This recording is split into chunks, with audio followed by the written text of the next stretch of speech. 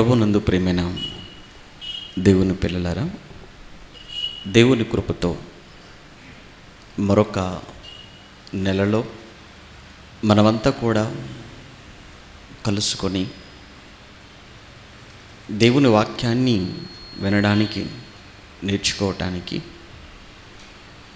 దేవుడు అనుగ్రహించిన ఈ విలువైన సమయాన్ని బట్టి తండ్రి అయిన దేవునికి మొట్టమొదటగా క్రీస్తు ద్వారా కృతజ్ఞతలు చెల్లించుకుంటూ, మానవ జీవితం ఏపాటిది అని,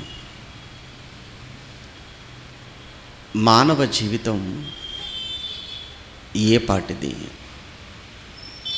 ప్రియులారా, భూమి మీద పుట్టిన ప్రతి మనిషి తన పుట్టుకలో ఉన్న పరమార్థాన్ని మరిచిపోయాడు కనుకనే దేవుడు తన ప్రియకుమారుడైన యేసుక్రీస్తుని ఈ లోకానికి పంపాడు. వచ్చినటువంటి మహానుభావుడు తన రాకలో ఉన్నటువంటి ఉద్దేశాన్ని ప్రపంచం ముందు పెడుతూ, తను ఏదైతే చెబుతున్నాడో, ఏదైతే తను ప్రకటిస్తున్నాడో, బోధిస్తున్నాడో దానినంతటినీ కూడా తన జీవితంలో చూపిస్తూ, నాడున్న సమాజానికే కాదు, ఈరోజున్న సమాజానికి, రాబోయే సమాజానికి ఎప్పటికీ ఒక మాదిరిని ఉంచిపోయిన ఒక గొప్ప మార్గదర్శి యేసుక్రీస్తుల వారు.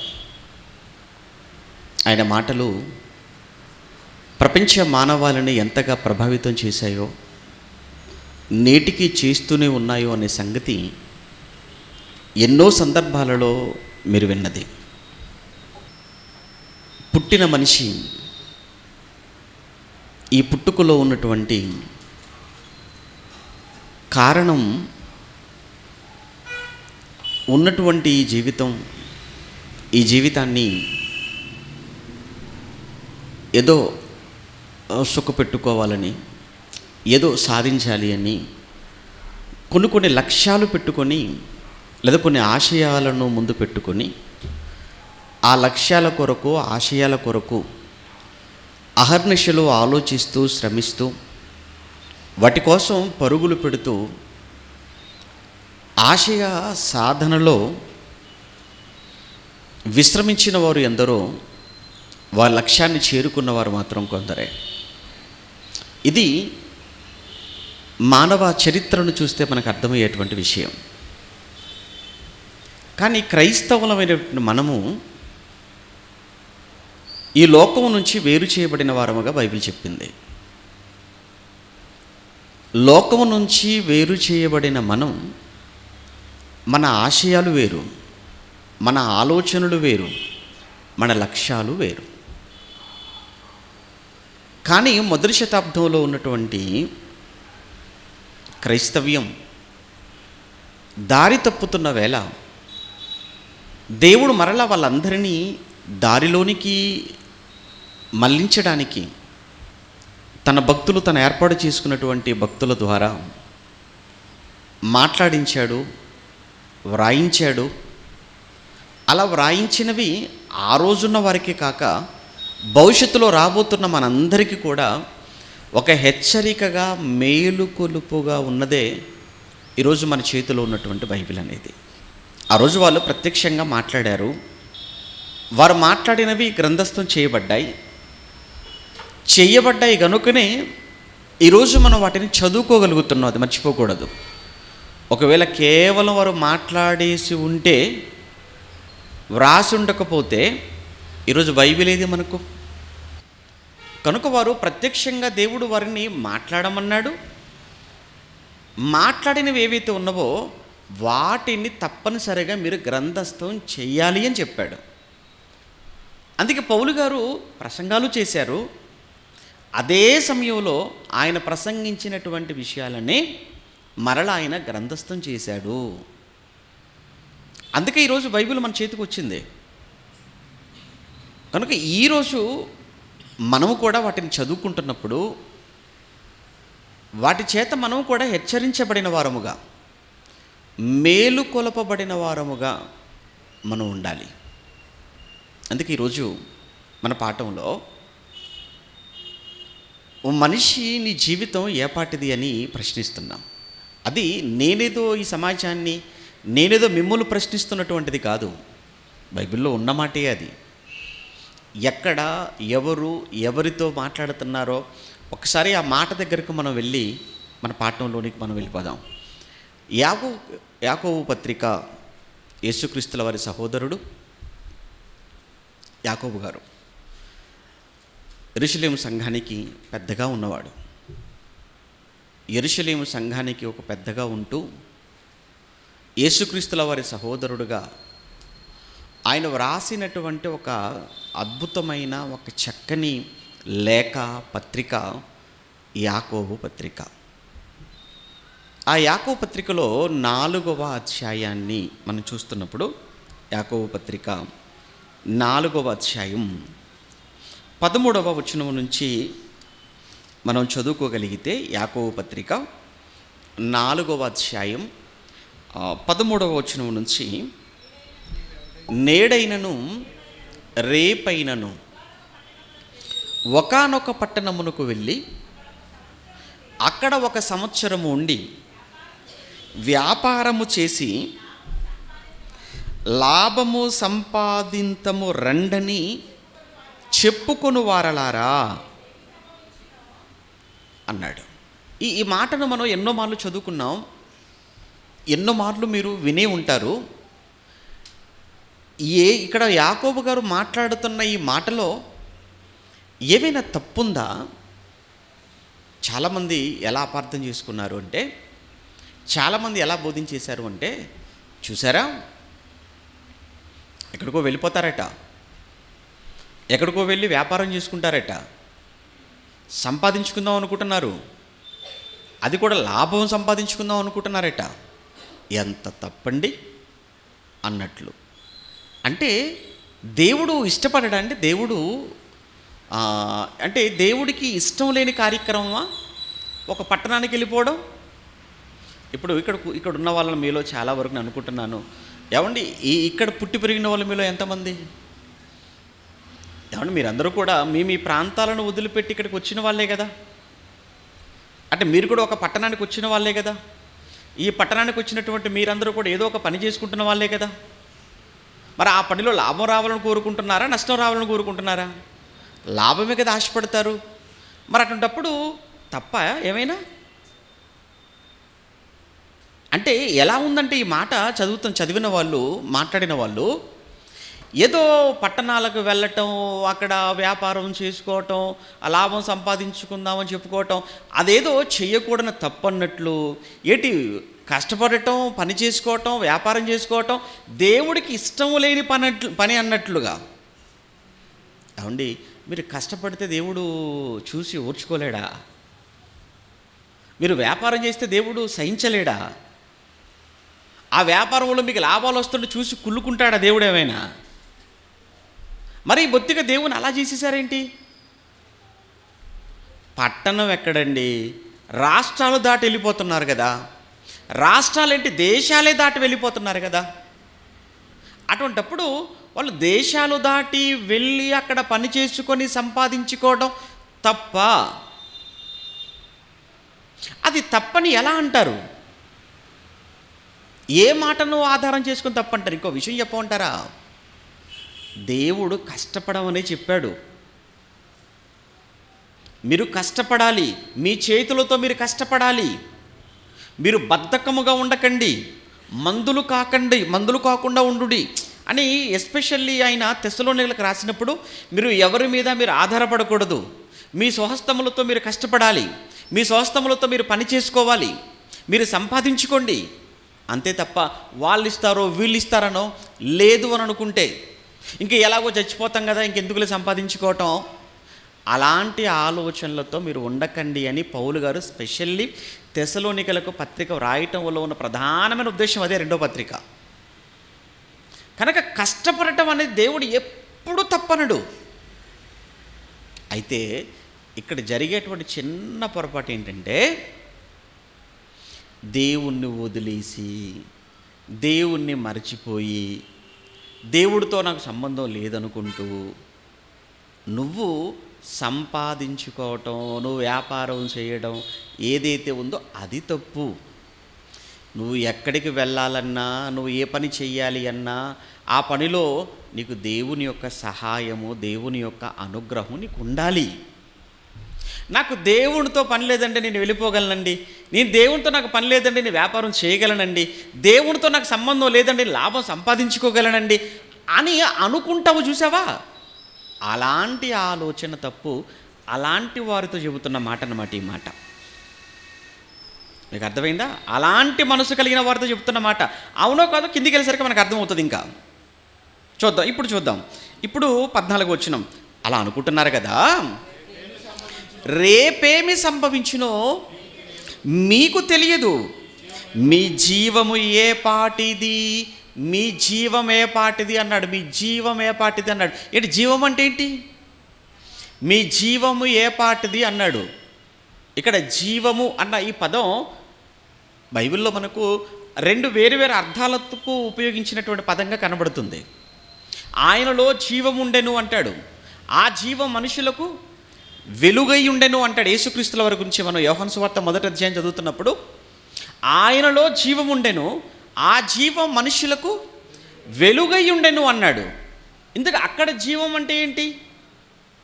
ఇక్కడ కూడా మీ జీవం ఏ పాటిది అన్నాడు. ఇక్కడ జీవమే, అక్కడ కూడా జీవం అన్న పదమే ఉంది. అక్కడ జీవం అన్న పదానికి అర్థం ఏంటి, ఇక్కడ జీవం అన్న ఈ పదానికి అర్థం ఏంటి? పదం ఒకటే కానీ ఉపయోగించిన సందర్భాలు వేరు. కనుక బైబిల్ చదువుతున్నప్పుడు పదం ఒక్కటే కానీ ఈ పదం అక్కడ ఏ సందర్భంలో ఉపయోగించబడింది, ఇదే పదం ఇక్కడ ఏ సందర్భంలో ఉపయోగించబడింది అన్నది బైబిల్ చదువుతున్నప్పుడు మనం ఆలోచించవలసిన విషయం. అక్కడ యోహాను సువార్తలో యేసుక్రీస్తుల వారి విషయంలో చెప్పబడిన ఆ జీవం ఏంటంటే దేవుని యొక్క స్వభావం. ఆయనలో జీవం ఉండెను అంటే ఆయనలో దేవుని యొక్క స్వభావ లక్షణాలు ఉండెను. అవి మనుషులకు వెలుగుగా ఉండేవి, కానీ మనుషులు గ్రహించలేకపోయారు అన్నది బాధ. ఇక్కడ మాట్లాడుతున్న జీవం ఏదైతే ఉందో ఇది మీరు అన్నట్లు ఇది మీ బ్రతుకు లేదా ప్రాణం.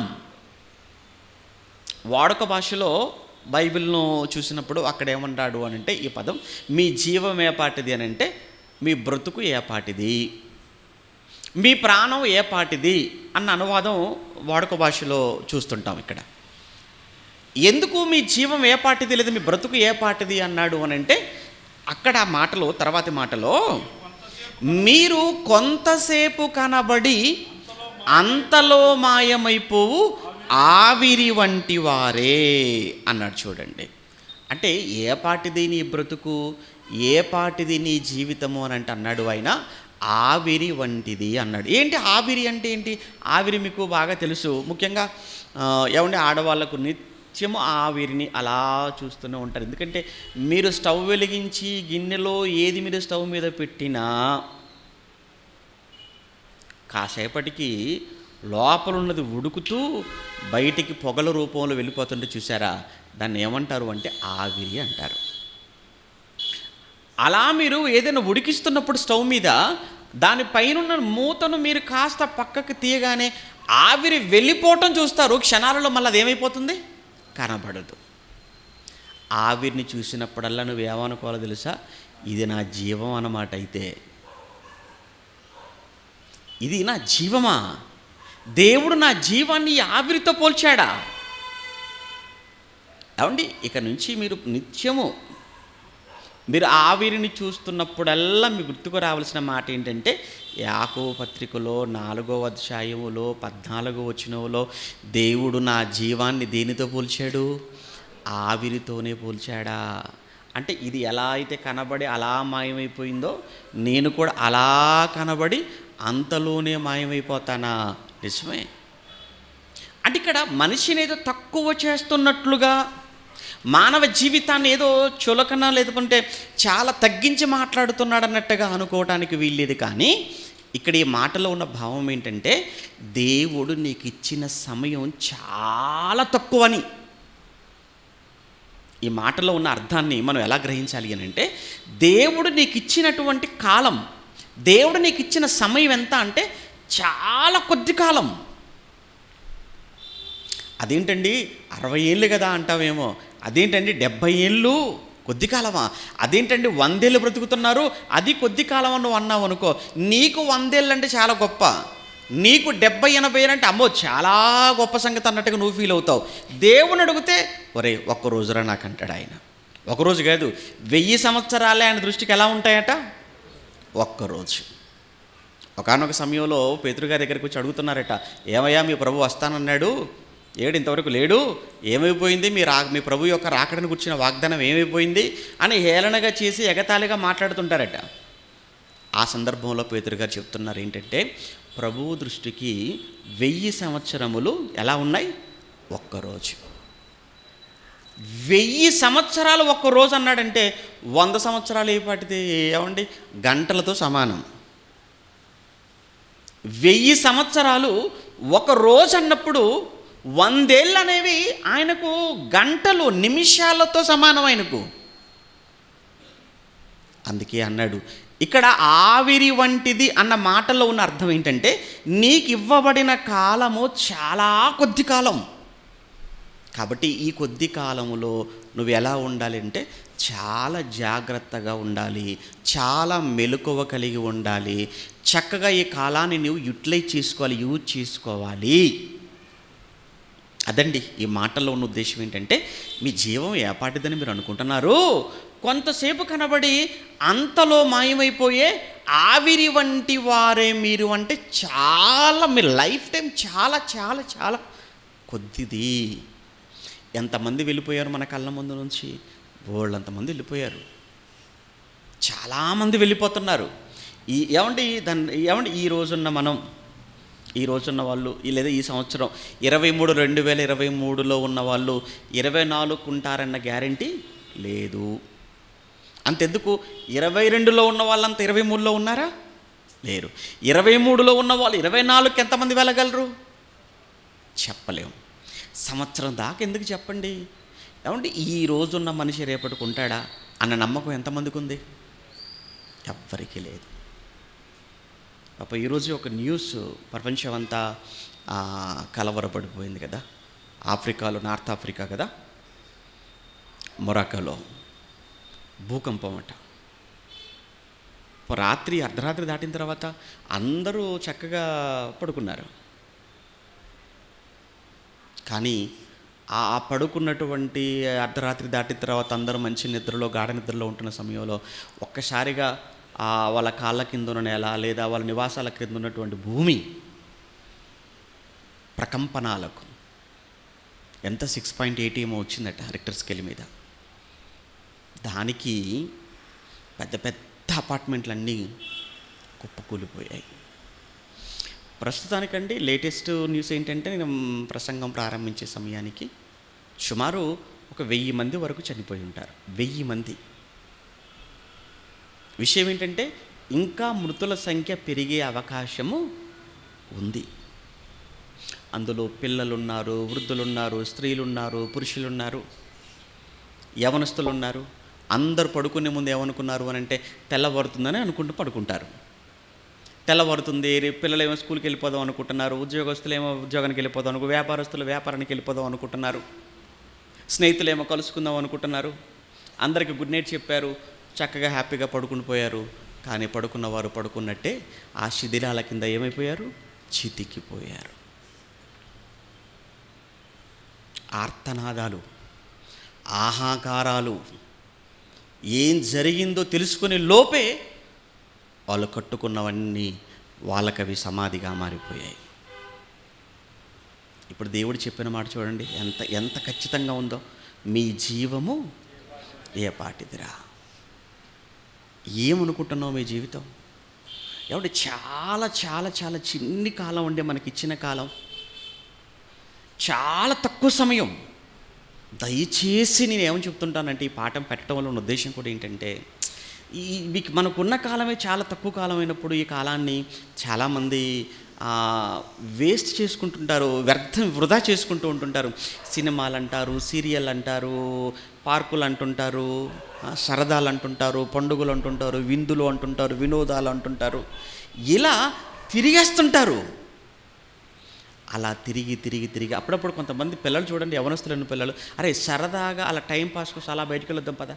అరే నీకు ఉన్న కాలం ఎంతరా, నువ్వు అలా కనబడి అలా మాయమైపోయేవాడు అని దేవుడు చెప్తున్నాడు.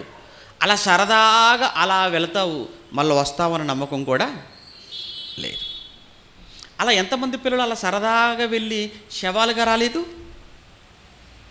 ఎందుకంటే ఈ మధ్యకాలంలో ఎక్కువగా గుండెపోటు మరణాలు ఎక్కువగా మనం వింటున్నామండి. ఎక్కువగా మీరు చూడండి, ఆ పోస్ట్ కరోనా తర్వాత ఎక్కువగా హార్ట్ స్ట్రోక్లు, అందులో ఎక్కువ కార్డియాక్ అరెస్ట్ అని చెప్తున్నారు. ఎక్కువగా సడన్గా మనిషి చూడటానికి బాగానే ఉంటాడు, చక్కగా నిలబడ్డాడు, మాట్లాడుతున్నాడు, తింటున్నాడు, కదులుతున్నాడు, పరిగెత్తుతున్నాడు, నడుస్తున్నాడు, జిమ్కి వెళ్తున్నాడు, ఎక్సర్సైజ్ చేస్తున్నాడు, చూస్తానికి మాత్రం చాలా ఫిజిక్గా అంత బాగున్నాడు. ఇతనికి గుండెపోటు రావడం ఏంటండి? గుండెపోటు అంటే ఏదో 60 ఏళ్ళు 70 ఏళ్ళు దాటిన తర్వాత వచ్చేదంటకి తెలుసు మనకు ఒకప్పుడు. ఇప్పుడేంటి 5 ఏళ్ల పిల్లవాడికి గుండెపోటు ఏంటి, 10 ఏళ్ల వయసులో ఉన్న పిల్లవాడికి గుండెపోటు ఏంటి? మన ఖమ్మంలో 9th క్లాస్ చదువుతున్న పిల్లవాడు పాఠశాల ప్రారంభానికి ముందు అందరూ అసెంబ్లీలో ఉన్నారు, ప్రార్థనలో ప్రేయర్లో ఉన్నారు, ప్రతిజ్ఞ చేస్తున్నారు, భారతదేశం అనే మాతృభూమి అని. అంతే, ప్రతిజ్ఞ అయిపోయి వాడు కుప్పకూలిపోయాడు. అప్పటికి వాడికి CPR చేశారట. నో, తీసుకెళ్ళారు, అప్పటికి వాడు చనిపోయాడు. 9వ తరగతి చదువుతున్న పిల్లవాడు, 9వ తరగతి చదువుతున్న విద్యార్థి చనిపోయాడు. అదే బడిలో, అంటే వేరే స్కూల్లో పాఠాలు చెప్పే ఉపాధ్యాయుడు పాఠాలు చెబుతూనే ఆయన కుప్పకూలిపోయాడు. ఏంటి, పిల్లవాడు పాఠాలు వింటూ బడిలో వీడు చచ్చిపోవటం ఏంటి, చెబుతున్న అతను చనిపోవటం ఏంటి, ఎక్సర్సైజ్ చేసుకుంటూ అతనికి గుండెపోటు రావటం ఏంటి, తింటూ ప్రాణాలు పోగొట్టు ఏంటి మరణాలు. ఈ చావు వార్తలు, ఈ మరణ వార్తలు వింటున్నప్పుడు, చూస్తున్నప్పుడు నీకు ఏమనిపించాలి? నాదెప్పుడు అన్న ఆలోచన నీకు రావడం లేదా? నేనెప్పుడు అన్న ఆలోచన నీకు రావటం లేదా? ఒకవేళ నిజంగా నీకు ఆ ఆలోచన వస్తే నువ్వు ఏమైపోవాలో తెలుసా? అమ్మో, దేవుడు నన్ను నమ్మి లోకానికి పంపాడు, దేవుడు తల్లి గర్భంలో ఉన్నప్పుడు నాకు దినాలను నియమించేశాడు, ఆ దినాలు అయిపోతున్నాయి, ఆ దినాలు ఎంతకాలం వరకు నాకు తెలియదు, దేవుడు నాకు అప్పగించిన పని ఏదైతే ఉందో ఆ పనిని జాగ్రత్తగా చేసుకోవాలి నేను. ఏంటి, సెల్ ఫోన్ చేత పట్టుకున్నారంటే గంటలు ఏంటి, ఏముంది అందులో? ఏంటి నువ్వు చూసేది ఏంటి అందులో? నువ్వు మాట్లాడేది ఏంటి? ఏం మాట్లాడుతున్నావు? ఫోన్ చేత పట్టుకొని, ఫోన్ కళ్ళ ముందు పెట్టుకొని ఏం చూస్తున్నావు అందులో? పనికొచ్చే విషయాలేనా ఏమైనా? నీ ఆత్మీయ జీవితానికి ఉపయోగపడేనా? నీ బ్రతుకును సరిచేసే మాటలేనా నువ్వు అందులో చూస్తున్నావు, వింటున్నావు? లేదు. నీలో కోపాన్ని, ఆవేశాన్ని, కామాన్ని రెచ్చగొట్టేటువంటివే తప్ప నిన్ను ఒక మంచి మనిషిగానో, లేకపోతే నీలో విలువలను పెంచేదో, లేదా నీ ఆత్మీయ జీవితాన్ని వృద్ధి చేసేవో ఏమైనా నువ్వు చూడగలుగుతున్నావా అందులో? చెప్పు. లేదు. అదే చెబుతున్నాడండి ఆయన. నువ్వు ఏమనుకుంటున్నావో ఏమో, నువ్వేమో నీకు అర్థం కాదు జీవితం ఏ పాటిదని ఆయన ప్రశ్నిస్తున్నాడు. నువ్వేమో దీర్ఘకాలికంగా చాలా సంవత్సరాల కోసం చాలా పెద్ద పెద్ద పెద్ద పెద్ద ప్లాన్లు వేసుకుంటూ ఉంటారండి చాలామంది. ఎవడో ఒక 10 ఏళ్ల తర్వాత అని మాట్లాడతాడు. 10 ఏళ్ల తర్వాతనా? ఎవడు 20 ఏళ్ల తర్వాత అండి అంటాడు. 20 ఏళ్ల తర్వాతనా? నాయకులు మాట్లాడే మాటలు అయితే మరీ వింతగా ఉంటాయి. 2047వ సంవత్సరానికి అంటాడు. ఇప్పుడు ఎంత ఉంది? 2023.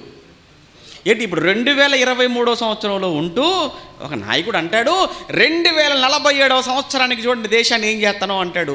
అసలు అప్పటిదాకా నువ్వు ఉంటావా? 47 వరకా? అసలు రేపేమో జరుగుతుందో నీకు తెలియదని దేవుడు అంటుంటే నువ్వు 47కి వెళ్ళిపోతున్నావు ఏంటయ్యా?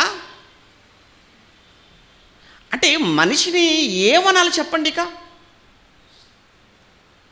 ఏమండి, అందుకే వెంటనే అలా అని నువ్వు పట్టణానికి వెళ్ళిపోవడం తప్పు కాదు, అక్కడ నువ్వు ఉండి వ్యాపారం చేసుకోవడం, పని చేసుకోవడం తప్పు కాదు. ఏది తప్పంటే అసలు నీ జీవితము నీకు ఇచ్చినటువంటి నీ జీవితం అని అంటున్నావే, ఈ జీవితాన్ని నీకు ఇచ్చినటువంటి దేవుణ్ణి పక్కన పెట్టి దేవుణ్ణి మరచిపోయి నీ జన్మలో ఉన్న కారణం ఏంటో నీకు అర్థం కాక నువ్వు పట్టణానికి వెళ్ళినా వ్యాపారం చేసినా అలాంటి వారితో దేవుడు చెబుతున్న మాట, ఒరే ఏంట్రా నీ ఆలోచనలు అని. దేవుని వదిలేసావు, దేవుడితో పని లేదనుకుంటున్నావు. నీకు జీవితం ఇచ్చినటువంటి ఆ తండ్రి యొక్క ఆలోచనలు, నీ పట్ల ఆశయాలు ఏంటో నువ్వు తెలుసుకోవాలనే ప్రయత్నం కూడా నువ్వు చేయటం లేదు.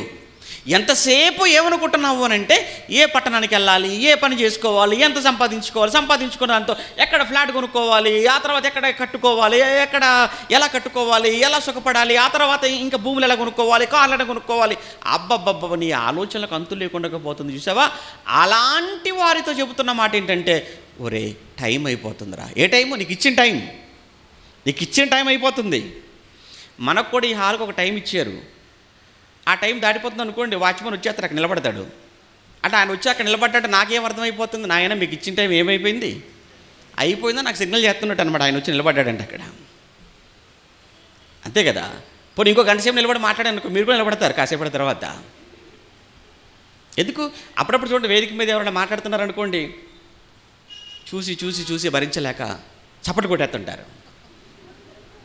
చప్పట్లు ఎందుకు కొడుతున్నారు? బాగా మాట్లాడానే కాదు, చాలా ఎక్కువ మాట్లాడుతున్నావు దిగిపో అని, భరించలేక. ఏదో టైం అయిపోతుంది అక్కడ. ఇక్కడ కూడా అదే చెప్తున్నాడండి ఆయన. ఏమన్నాడు 14 వచనంలో? మీ జీవం రేపేమి సంభవించినో మీకు తెలియదు, మీ జీవము ఏపాటిది, మీరు కొంతసేపు కనబడి అంతలో మాయమైపోవు ఆవిరి వంటి వారే. మరి ఏం చేయమంటారు? కాబట్టి ఇది కనెక్షన్ అన్నమాట. కనుక ప్రభు చిత్తమైతే, ఆ పదం చూడండి, దేవుని చిత్తమైతే మనము బ్రతికి ఉండి ఇది అది చేతమని చెప్పుకొనవలెను అన్నట్టు చూడండి. అది దేవుని చిత్తమైతే ఏమండి పలానా దేశం వెళ్తానండి, దేవుని చిత్తమైతే అక్కడ ఒక సంవత్సరం ఉంటానండి, దేవుని చిత్తమైతే వ్యాపారం చేసుకుంటానండి, దేవుని చిత్తమైతే లాభం వస్తుందండి. ఇది దేవుని చిత్తమైతే, దేవుని అనుమతి ఉంటే. నువ్వేం చేస్తున్నావు? దేవుని చిత్తమైతే అన్న పక్కన అంత నీ చిత్తమే. నేను వెళ్ళిపోతానండి. వెళ్ళిపోతావా? నీ ఇష్టమేనా? అప్పుడప్పుడు చాలామంది అంటారు, ఏంటోనండి నేను అనుకున్నది ఏది అవ్వట్లేదండి అని అంటుంటారు. అవును, మరి నువ్వు అనుకున్నవన్నీ అవుతావు, మరి ఆయన ఎందుకు? ఎవరు? చాలామంది చెప్పుకుంటూ బాధపడుతుంటారు, ఏమండి నేను ఏది అనుకున్నా జరగట్లేదండి, అన్ని రివర్స్లో జరుగుతున్నాయి నాకు అని చాలామంది చెప్పినప్పుడు నవ్వుకుంటాం మనసులో. మరి అవును, మరి ఎందుకంటే నువ్వు అనుకునే జరిగితే నువ్వే దేవుడు. ఇంక మరి ఆయనతో పని ఉంది, ఆయన ఎందుకు? అది ఒక మంచి పాట ఉందండి, ఎన్ని తలచినా ఏది అడిగినా జరిగేది నీ చిత్తమే అన్నాడు. కనుక ఎప్పుడు కూడా మన జీవితంలో దేవుని చిత్తానికి మనం తలదించాలి. దేవుని చిత్త ప్రకారముగా, దేవుని చిత్తమైతే నేను ఆ పట్టణానికి వెళ్తాను, దేవుని చిత్తమైతే నేను ఆ రాష్ట్రానికి వెళ్తాను, దేవుని చిత్తమైతే అక్కడ కొంతకాలం ఉంటాను అన్న మాట పక్కన పెట్టి అంతా కూడా నీ ఇష్టం అనుకున్నట్టుగా నువ్వు వెళ్ళిపోతే, అలాంటి వారితో చెబుతున్న మాట ఏంటంటే, రేపేమి సంభవించినో నీకు తెలియదు. అంటే నువ్వు అక్కడికి వెళ్ళకూడదని కాదు, ఉండి వ్యాపారం చేయకూడదు అని కాదు, సంపాదించుకోవడం కూడా తప్పని కాదు. అక్కడ దేవుని చిత్తాన్ని పక్కన పెట్టి నీ చిత్తమే జరగాలని నువ్వు అనుకోవటం, దేవుని మీద ఆధారపడక, అది తప్పు. అలాంటి వారితో చెబుతున్న మాట అన్నమాట అది. ఓకేనా? అంటే ఇక్కడ ఏమన్నాడు? జీవం దేనితో పోల్చాడు? మన జీవాన్ని, మన ప్రాణాన్ని దేనితో పోల్చాడు? ఇక్కడ ఆవిరితో పోల్చాడు. ఒక ఆవిరితోనే పోల్చాడా అంటే లేదండి, ఇంకా చాలా. మీ జీవం ఏపాటిదంటే ఆవిరి వంటిది అన్నాడు. అంతేకాదు, మీ జీవం ఏపాటిదంటే ఇంకొక చోట అంటాడు పేతురు గారు, గడ్డి పువ్వు వంటిది కదా అన్నాడు. ఇంకొక చోట ఎక్కడ? పేతురు గారు తను రాసిన మొదటి పత్రిక, పేతురు గారు రాసిన మొదటి పత్రిక, మొదటి అధ్యాయం, పేతురు గారు రాసిన మొదటి పత్రిక, మొదటి అధ్యాయం 24వ వచనం. పేతురు గారు రాసిన మొదటి పత్రిక, మొదటి అధ్యాయం 24వ వచనంలో సర్వశరీరులు అన్నారు. శరీరులు, సర్వశరీరులు, ప్రపంచంలోని 800 కోట్ల మంది. అందులో పిఎం ఉంటాడు, సీఎం ఉంటాడు. అందరూ ఉంటారు, మర్చిపోకూడదు, అంతే కదండి. సర్వశరీరులు గడ్డిని పోలిన వారు అన్నాడు. ఏంటండి, పిఎం గారిని తీసుకెళ్ళిపోయి గడ్డితో పోలిస్తే ఏం బాగుంటుంది? అప్పుడు చాలామంది నన్ను గడ్డి పరకల్లా తీసేశారండి అంటే, నేనుగా తీసేసింది ఆయనే అన్నాడు. చాలామంది చూడండి, నన్ను గడ్డి ఏమండి అలా అలా పక్కన పెట్టేశారండి అంటారు. దేవుడు నిన్ను కాదు, అమెరికా అధ్యక్షుని కూడా ఏమంటున్నాడు అంటే, నువ్వు గడ్డిని పోలేవురా అంటున్నాడు. Biden, hello my dear Biden, నువ్వు కూడా గడ్డిని పోలేవు అన్నాడు. ఎవరినైనా, ఎందుకంటే శరీరంతో ఉన్నారు కనుక. ఇంకా చూడండి, సర్వశరీరులు గడ్డిని పోలిన వారు, వారి అందమంతయు గడ్డి పువ్వు వలె ఉంది అన్నాడు. ఏమండి, గడ్డి పువ్వు వలె ఉంది అని అంటే అందమంతా గడ్డి పువ్వు వలె ఉంది అంటే దాని అర్థం ఏంటంటే, ఎప్పటి వరకు అని అంటే, నీది ఎప్పటి వరకు ఎండ వచ్చినంత వరకే నీ అందం. అర్థమైందా? ఎండ వచ్చినంత వరకు గడ్డి పువ్వు చాలా అందంగా కనబడుతుంది. ఎప్పుడు చూసారా గడ్డి పువ్వులను? ఎప్పటి వరకు అది చక్కగా కనబడుతుంది, అందంగా కనబడుతుంది, వికసించినట్టు కనబడుతుంది అని అంటే, ఎండ రానంత వరకు.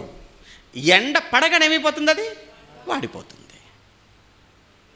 అంతే, చావు రానంత వరకే నీ అందం. చావు రానంత వరకే. చావు వచ్చిందా, శ్రీదేవి అయితే ఏంటి, ఎవరైతే ఏంటండి, తీసుకెళ్ళి ఎక్కడ పెట్టాలి? శ్రీదేవినైనా అక్కడే పెట్టాలి, సీతమ్మనైనా అక్కడే పెట్టాలి. ఎవరినైనా సరే తీసుకెళ్ళి ఎక్కడ పెట్టాలి? పిఎంనైనా మట్టి కట్టెల మీదనే పెట్టాలి, సామాన్యునైనా తీసుకెళ్ళి కట్టెల మీదనే పెట్టాలి. ఎప్పటి వరకు అని అంటే, ఎండ పడనంత వరకే అన్నాడు. చివరికి ఏమన్నాడంటే, సొలొమోను వైభవం గురించి మాట్లాడుతూ మత్తయి సువార్తలో యేసుక్రీస్తులు వారు చెప్తుంటారు చూసారా, ఆయన గడ్డి పువ్వు ఏమంటాడు, సొలొమోను వైభవం అంటే దానికంటే కూడా గడ్డి పువ్వునే దేవుడు చాలా చక్కగా అలంకరించాడట. 6వ అధ్యాయం కదండి, చూడండి ఆ మాట. మత్తయి సువార్త 6వ అధ్యాయం, మత్తయి సువార్త 6వ అధ్యాయం 29వ వచనం చూడండి. మత్తయి సువార్త 6వ అధ్యాయము 29వ వచనంలో ఏమంటున్నాడు చూడండి చక్కగా. ఏమండి, మహానుభావుడు నోట వచ్చిన ఒక చక్కటి అద్భుతమైన మాట అండి. అయినను తన సమస్త వైభవముతో కూడిన సొలొమోను సైతం. అసలు సొలొమోన్ అంటేనే సూపర్ కింగ్ అండి. ఆయన ఎందులో అన్నిట్లో టాపే. మీకు అర్థమైందా?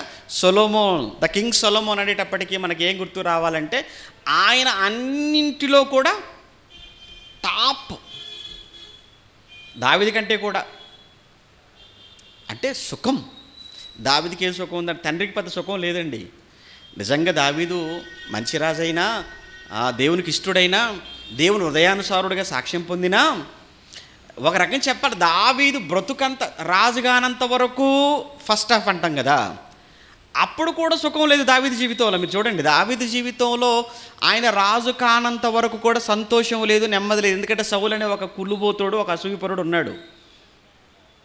ఎంతసేపు దావీదును ఎప్పుడు చంపుదామా, ఎక్కడ దొరుకుతాడా అన్నట్టుగానే సౌలు దావీదును వెతుకుతూ ఉంటే, దావీదు అరణ్యాలకి పడిపోయాడు. కొండల్లో, గుహల్లో, లోయల్లో తిరుగుతూ ఉన్నాడట.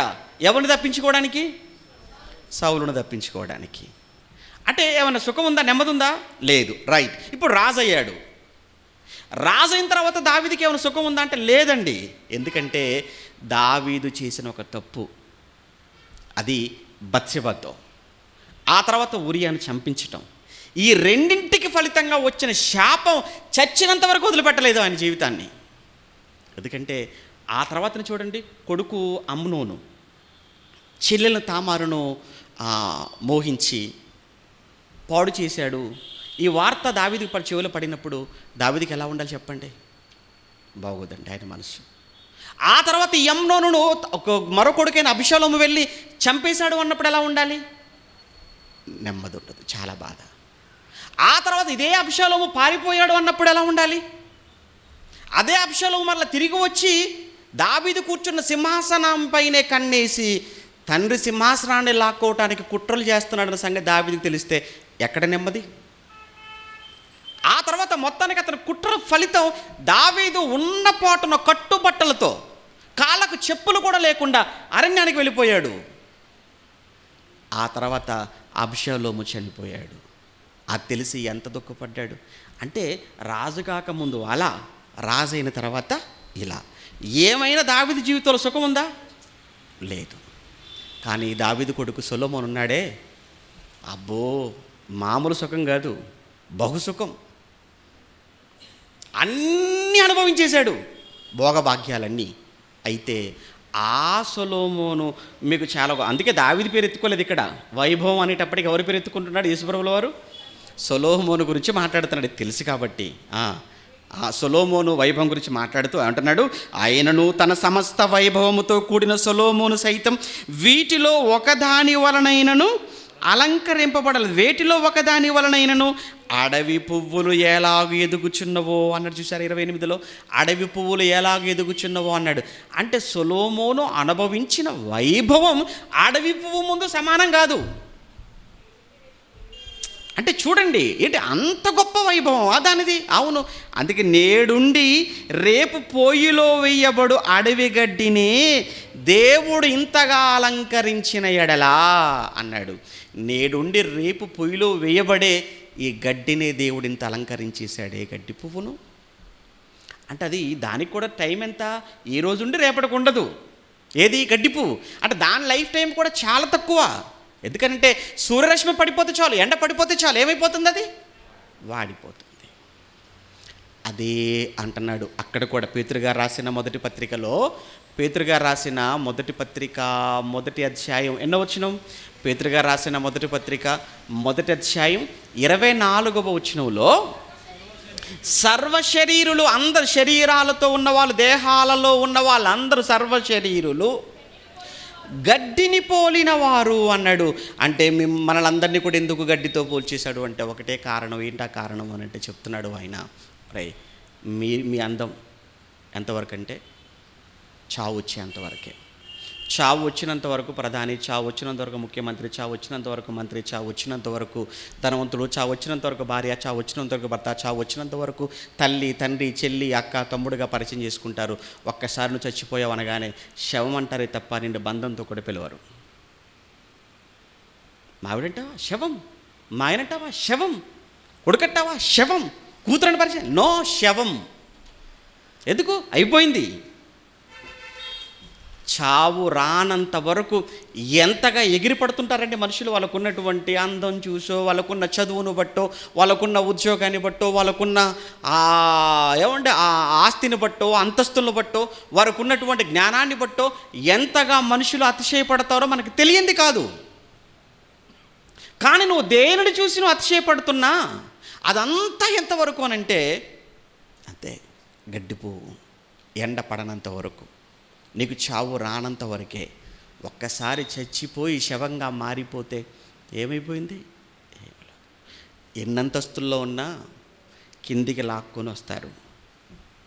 ఆ తర్వాత తీసుకుని వెళ్ళి మట్టిలో పెట్టాలి. ఉన్నప్పుడేమో ఎక్కడో ఉన్నావు, ప్రాణం పోకని తీసుకెళ్ళి చూసారా ఎంత లోతుల్లో పెట్టేశారో. లేదా చూసారా, కట్టెల మీద పెట్టి కాల్చగానే పిడికిడి బూడిదగా మారిపోయావు. ఇది మానవ జీవితం. అంటే ఎందుకు చెబుతున్నాడు అని అంటే, గడ్డి పువ్వుతో ఎందుకు పోల్చాడంటే, గడ్డి పువ్వు యొక్క లైఫ్ టైం కూడా ఎంత తక్కువ, దానికి ఇవ్వబడిన కాలం కూడా చాలా చిన్న కాలం. అందుకే చెబుతున్నాడు, ఆవిరి అది ఎంతోసేపు ఉండదు, గడ్డి పువ్వు అది కూడా ఎంతసేపు మన కళ్ళ ముందు కనబడదు కదా. అలానే నీ జీవితం కూడా అలాంటిదేరా. సమయం అయిపోతుంది, టైం అయిపోతుంది, సమయం వెళ్ళిపోతుంది నీ జీవితంలో నుంచి. నువ్వేం చేయాలనుకున్నావు దేవుడి కోసం చేయి ఇప్పుడే. ఆ తర్వాత నువ్వు బాధపడినా, ఆలోచించినా ఉపయోగం లేదు. అదేనండి ఈ పాఠం చెప్పటంలో ఉన్న ఉద్దేశం. కానీ ఆయన ఈ మాటలు వ్రాయించడంలో వెనకున్న అదే ఉద్దేశం. ఎందుకంటే మానవ జీవితాన్ని తక్కువ చేసి మాట్లాడుతున్నాడు అనుకుంటే పొరపాటు. ఎందుకంటే జీవితం ఇచ్చిన వాడు ఎవరు? దేవుడు కదా. ఆయన లేకపోతే మనకి ఈ జీవితం లేదు. అలాంటి ఆయనే మనకు జీవితం ఇచ్చి మన జీవితాన్ని ఎందుకంటే అంత చిన్నగా చేసి మాట్లాడతాడు? కనుక మనల్ని ఏదో తక్కువ చేసి ఎందుకంటే మనం ఆయన పిల్లలం. మన పిల్లల కోసం మనం తక్కువ చేసి మాట్లాడుకుంటామా? అటువంటప్పుడు ఆయన మన కోసం ఎందుకు అంత చీప్గా, అంత తేలికగా, అంత తక్కువగా మన కోసం ఎందుకు మాట్లాడతాడు? అంటే ఆ మాటలో మీ జీవం ఏ పాటిది అని ప్రశ్నించడంలో ఉన్న ప్రధానమైన ఉద్దేశం ఏంటంటే, ఒరే మీకు ఇవ్వబడిన కాలం అది చాలా కొద్ది కాలం, కనుక మీకు ఇవ్వబడిన కాలం కొద్ది కాలం, మీకు ఇచ్చిన కాలం ఏమైపోతుందనంటే అది ఆవిరలా అయిపోతుంది. కనుక ఆ కాలం వచ్చేలోపు, కాలం అయిపోయేలోపు నీకు అప్పగించిన నువ్వు చేయవలసిన పనుల విషయంలో నువ్వు జాగ్రత్త కలిగి ఉండు, చూసుకో అంటున్నాడు. అందుకే మానవ జీవితాన్ని లేదా మానవ జీవాన్ని ఒకసారి ఏమో యాకోబు గారు ఆవిరితో పోలిస్తే, ఇక్కడ పేతురు గారు వచ్చేసి దేంతో పోల్చాడు? గడ్డి పువ్వుతో పోల్చాడు. అదే పేతురు గారు ఇంకొక మాటగా ఆయన గుడారము అన్న మాట మాట్లాడతాడు.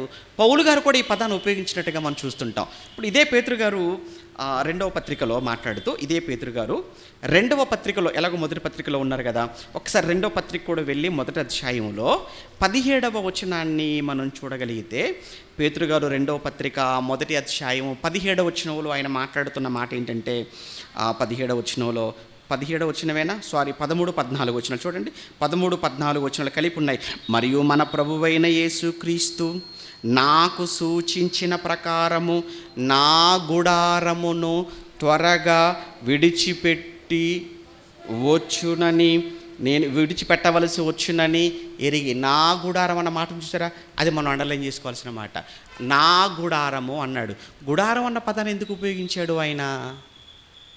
గుడారం అన్న పదాన్ని ఎందుకు ఉపయోగించాడు అంటే, గుడారము అన్నది టెంపరరీ, పర్మనెంటు కాదు. హైదరాబాదులో మీకు చాలా కనబడుతుంటాయి ఖాళీ స్థలాల్లో గుడారాలు. హైదరాబాదులో ఎక్కడ ఖాళీ స్థలం కనబడితే అక్కడ గుడారాలు వేసుకుంటూ ఉంటుంటారు, టెంట్ వేసుకొని ఉంటుంటారు. ఎందుకు టెంట్లు? వాళ్ళకి తెలుసు ఈ స్థలం మాది కాదు, ఇది రేపొద్దున ఈ ఓనర్స్ ఎవరు వచ్చి ఎప్పుడైనా, లేదంటే ప్రభుత్వం ఎప్పుడైనా ఖాళీ చేయించమనొచ్చు. అక్కడ నేను పర్మనెంట్గా బిల్డింగ్ కట్టుకుంటానంటే ఎలా అవుతుంది? నీది కానప్పుడు. అందుకే మనది కాని స్థలములో కొద్ది కాలం కోసం మనం టెంపరీగా మనం వేసుకునే వాటిని ఏమంటాం? గుడారాలు. సేమ్ మన జీవితాన్ని, మన జీవాన్ని కూడా దేవుడు ఏమంటున్నాడు అని అంటే గుడారం అన్నాడు. ఎందుకంటే ఇది పర్మనెంట్ కాదు, టెంపరరీ, కేవలం కొద్దిసేపు. ఏమండి ఇక్కడ ఇది ఇంత పెద్ద బిల్డింగ్లా కనబడుతుంది మనకి, ఇది చాలా, ఇది టెంపరరీగా, ఇది పర్మనెంట్. ఇది గుడారం ఇదేమైనా? ఇది గుడారం కాదు, ఇది పర్మనెంట్. ఇది ఎంత పర్మనెంట్ బిల్డింగ్లో ఉన్నాం మనం. కానీ విషయం ఏంటంటే, మనం ఇక్కడ ఉండడానికి వచ్చిన వాళ్ళు మనం పర్మనెంట్ ఏం కాదు, జస్ట్ కేవలం ఒక 3-4 అవర్స్ కోసం మనం మాట్లాడుకున్నాం ఇక్కడ, అంతే. ఆ తర్వాత మళ్ళీ మనం ఖాళీ చేసి వెళ్ళిపోవాలి.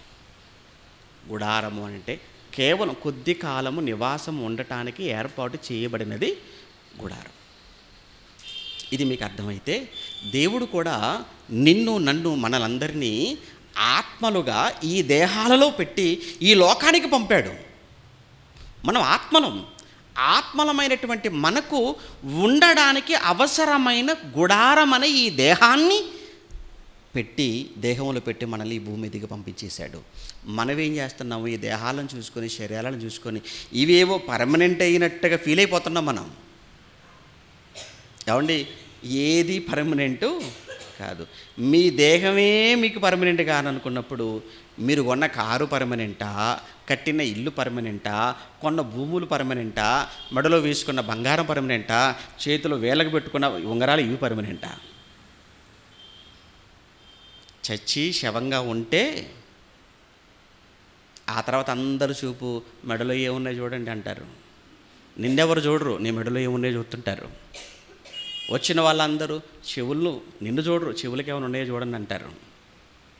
ముక్కుకి ఏమైనా ఉందో చూడండి అంటారు. ఆ ముక్కుకు ఒకటి ఉందండి కానీ వచ్చేటట్టుగా లేదండి, అందరూ ఒకసారి బయట పంపండి అంటారు. కటింగ్ ప్లేట్ తీసుకురండి అంటారు. అంతే, పెట్టి తిప్పితే ఎందుకు రాదు ఏంటి? ఆ ముక్కుకున్నటువంటి చిన్నది అది కూడా వదిలిపో, అమ్మో బంగారం అండి అది. ఇప్పుడు మనిషే కట్టెల్లోకి వెళ్ళిపోతుంటే బంగారం ఏముంది? అమ్మో మనిషి పోతూ పోయాడు, బంగారం పోవద్దు. వీటి కోసం అండి ఆలోచిస్తున్నారు. ఇదా పౌలు గారు కూడా ఏమన్నారో చూస్తారా ఒకసారి. కొరింథీయులకు రాసిన రెండవ పత్రిక 5వ అధ్యాయం పౌలు గారు కొరింథీయులకు రాస్తూ రెండవ పత్రిక 5వ అధ్యాయములో మొదటి వచనంలో కొరింథీయులకు రాస్తూ మంచి మాట చెప్తుంటాడండి. తనతో పాటు కలుపుకొనిగో మొదటి వచనంలో భూమి మీద మన గుడారమైన ఈ నివాసము శిథిలమైపోయినను, భూమి మీద మన గుడారమైన ఈ నివాసము అన్నాడు. అంటే మనం అందరము కూడా గుడారాలలో ఉన్నాము. ఏంటా గుడారము అనంటే ఈ దేహం ఇది ఏమైపోతుందనంటే శిథిలమైపోతుంటుంది అన్నాడు. నిజంగా శిథిలావస్థకు వచ్చాయంటే మీలో చాలామంది గుడారాలు శిథిలావస్థకు వచ్చాయి, కనబడుతూనే ఉన్నాయి. మీకు తెలుసు కానీ బయటికి ఎంత మేకప్ పెడితే ఏంటంటే లోపల ఏం లేదు, బలం లేదు. బయటికి వచ్చేటప్పుడు అద్దం ముందుకు వెళ్ళిపోయి చక్కగా ఒక అరగంట సేపు నిలబడిపోయి ఏమంటే ముందు ఒకటి వేసి తర్వాత ఇంకో కోటింగ్ వేసి, ముందు ఫౌండేషన్ అట్ట, ఇది పునాది, అదేసి ఇదేసి మొత్తానికైతే బయటకు వచ్చేటప్పటికి ఎంతో కనపడుతుంది. లోపల రోగాలు మనకు తెలియదు. నీకు తెలియదా? ఎవడు అప్పుడప్పుడు చూడండి 20 ఏళ్ళ తర్వాత బిల్డింగ్లు మళ్ళీ పెయింట్లు వేస్తుంటారు. కానీ అబ్బో ఇది కొత్త బిల్డింగ్ ఉంటుంది, రెండో ఓపెనింగ్ అయినట్టు. ఓపెనింగ్ అయింది పాపం, 20 ఏళ్ళైంది అక్కడ ఓపెనింగ్ అయ్యేది. లోపలేమి పట్టు లేదు, బయటికి మాత్రం రంగులతో చక్కగా అందంగా కనబడుతుంది నీకు. సేమ్ ఇక్కడ ఈ గుడారాలు కూడా అంతే ఉన్నాయి అందరివి. అది పౌలు గారికి తెలుసు కదా. అందుకే ఏ మాట అంటున్నాడు ఆయన, భూమి మీద మన గుడారము ఏమైపోతుంది, శిథిలమైపోయినను అన్నాడు. చూడండి, ఇవన్నీ గుడారం అన్న పదం ఇక్కడ మనకు కావాలి. అంటే మానవ జీవితాన్ని లేదా మానవ జీవాన్ని ఇక్కడ దేనితో పోల్చాడు? గుడారము అన్నాడు. యాకోబు గారు ఏమన్నారు? ఆవిరి అన్నారు. పేతురు గారు కూడా ఏమన్నారు? గడ్డి పువ్వు అన్నాడు. అదే పేతురు గారు మరలా ఏమన్నారు? గుడారము అన్నాడు. మరలా ఇక్కడ పౌలు గారు కూడా ఏమంటున్నారు? గుడారం అని అంటున్నారు. నిజంగా భూమి మీద ఒకానొక సమయంలో విశ్వాసులకు మూల పురుషులండి. వాళ్ళే అబ్రహాము గారు కావచ్చు, ఇస్సాకు గారు కావచ్చు, యాకోబు గారు కావచ్చు. వాళ్ళందరూ భూమి మీద బ్రతికారు. దేవుడు అబ్రహాము గారిని పిలిచి అబ్రహాము గారికి ఇచ్చినటువంటి ఆస్తి ఎంత అంటే 100 గజాలు కాదు, 500 గజాలు కాదు. ఆయనకి ఇచ్చిన ఆస్తి అంటే దేశం ఇచ్చేశాడు. ఇదిగో నాయన అబ్రహాము, తూర్పుకెళ్ళు, మొత్తం చూడు, ఇదిగో పడమర, ఇదిగో ఉత్తరం, దక్షిణం, ఈ దిక్కులు ఇవన్నీ నీకు చూపిస్తాను, చూసావా? ఇగో ఈ భూభాగం ఏదైతే ఉందో ఈ 4 దిక్కుల మధ్య, ఇక్కడ ఉన్నటువంటి 4 దిక్కుల మధ్య కనుచూపు మేరలో ఉన్న ఈ భూభాగం అంతటినీ నీకు, నీ తర్వాత వచ్చే నీ కుమారులకు నేను ఇవ్వబోయే స్వాస్థ్యంగా ఇవ్వబోయేటువంటి భూభాగం నాయన. ఇది పాలుతీళ్ళు ప్రవహించు చక్కటి సారవంతమైన మంచి భూసారవంతమైనటువంటి ఆ భూభాగం, ఇది మంచి సారవంతమైన నేల నీకు ఇవ్వబోతున్నాను అన్నాడు. వచ్చాడు, తూర్పుకి వెళ్ళాడు, అక్కడ గుడారం వేసుకున్నాడు, చూశాడు. అక్కడి నుంచి పడమరకి వెళ్ళాడు, అక్కడ గుడారం వేసుకున్నాడు. అదంతా చూసేసాడు, అంత బాగుంది. ఎక్కడున్నావా అంటే గుడారంలోనే ఉన్నాను. ఏం అంటే ఇది గుడారం, ఇది ఏమైపోతుంది, ఇది శిథిలమైపోయేది. ఇక్కడ ఎందుకు అలా అని అబ్రహాము గారు ఈ భూమి మీద బ్రతికిన కాలంలోనండి ఆయనకు పని వాళ్ళు లేరు, ఆస్తి లేదు, అంతస్తు లేదని కాదు. ఎంతమంది ఆస్తులు, కొన్ని 100 మంది ఉండేవాళ్ళు ఆయన దగ్గర, తెలుసా పనివారు. ఒకానొక సమయంలో సొదొమ మీదకి పక్కన ఉన్నటువంటి ఒక 5గురు రాజులు కలిసి వచ్చి సొదొమ మీద గొమొర్రా మీద పడి ఆ రాజులను జయించేసి అక్కడున్న వాళ్ళని దోచేసుకొని అందరూ ఎత్తుకొని వెళ్ళిపోతున్నప్పుడు అబ్రహాము గారి ఇంట్లో పనిచేసేటువంటి పని వాళ్ళని అబ్రహాము గారు తీసుకొని వాళ్ళని ఎదిరించి వాళ్ళతో ఫైట్ చేసి లోతు గారిని విడిపించి తిరిగి వచ్చేస్తుంటాడు. ఆ సమయంలోనే కదా ఎవరు మెల్కీసెదెకు అనే అతను ప్రత్యక్షమవుతాడు, దశమ భాగాలు ఇస్తాడు, చదువుకుంటూ ఆదికాండం 14వ అధ్యాయంలో. అంటే అబ్రహాము గారి దగ్గర అప్పటికి పని చేయడానికి 100 మంది ఉన్నారు దాసులుగా. అంటే అంతమంది పని వాళ్ళు ఉన్నారు ఆయన దగ్గర, అంతమంది పని వాళ్ళు ఉన్నారు. అంటే బాగా ఆస్తుంది ఉంది. ఏమంటే పని వాళ్ళు 100 మందిగా ఉన్నారు. అలానే గొర్రెలు, పశువులు చాలా ఎక్కువగానే ఉన్నాయి. చాలా ఆస్తుంది ఆయనకు, ఆస్తి లేదని కాదు ఆయనకు. కానీ ఏమనుకున్నాడు తెలుసా? ఎంత ఆస్తి ఉన్నా ఏంటి, ఎంతమంది పని వాళ్ళు ఉంటే ఏంటి, నేనున్నది మాత్రం ఎక్కడ, గుడారములో అనుకున్నాడు అంతే. మనం కూడా 3 అంతస్తులు కట్టించుకున్నా, 4 అంతస్తులు కట్టించుకున్నా చక్కగా పటిష్టమైనటువంటి పిల్లర్స్ వేసి బాగా అందంగా నువ్వు అలంకరించుకున్న ఇంట్లో ఉన్నా నీకు కూడా గుర్తుండవలసిన విషయం ఏంటంటే నువ్వు ఉన్నది బిల్డింగ్లో అనుకోబాకు. ఎందులో అనుకోవాలి? అది గుడారంలో ఉన్నావు. నువ్వు ఎక్కడైనా ఉండు. గుడిసెలో ఉన్నవాడు ఉన్నది గుడారమే, అపార్ట్మెంట్లో ఉన్నవాడు ఉన్నది కూడా గుడారంలోనే. అబ్రహాము గారు అంత ఆస్తున్న ఆయన ఏమనుకున్నాడు అంటే గుడారములోనే ఉన్నాడు. ఇస్సాకు ఆయన కూడా చాలా ఆస్తి అండి. అబ్రహాము గారికి ఎంత ఆస్తి, బంగారం ఎంత బంగారం అండి. ఎలియాజరుతో పంపిస్తాడు చూసారా, ఇదిగో నువ్వు వెళ్ళు నాయన, నా భార్య ఆ ప్రాంతం, ఆ సిరియా ప్రాంతానికి వెళ్ళి, లాబాను దగ్గరికి ఆ ప్రాంతానికి వెళ్ళు. వెళ్ళగానే కోడలు మీరు సెలెక్ట్ చేస్తారు కదా, ఆవిడకు బంగారం తీసుకెళ్ళిపోండి. ఎంత బంగారం ఇచ్చి పంపించేశాడు.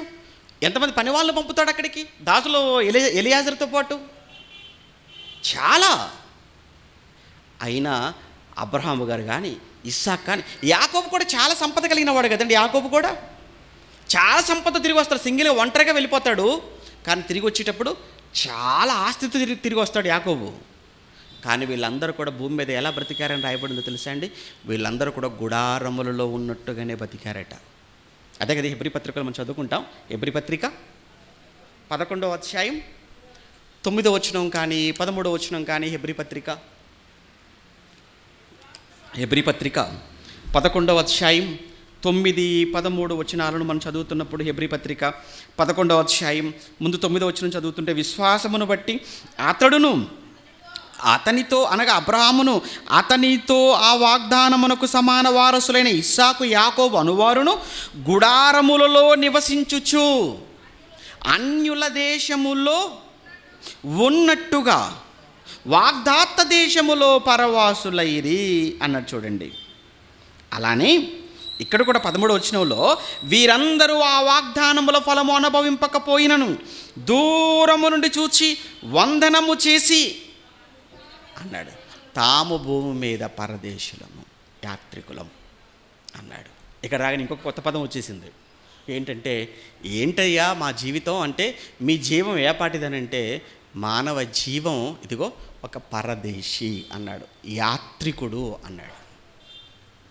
అదే కదా మరలా మనం పేతురు గారి దగ్గరికి వెళ్ళినప్పుడు పేతురు గారు మాట్లాడుతూ మొదటి పత్రికలో 2వ అధ్యాయంలో కదా, పేతురు గారు రాసిన మొదటి పత్రిక 2వ అధ్యాయం 11వ వచనంలో పేతురు గారు కూడా మరొక మాట చెప్తుంటాడు.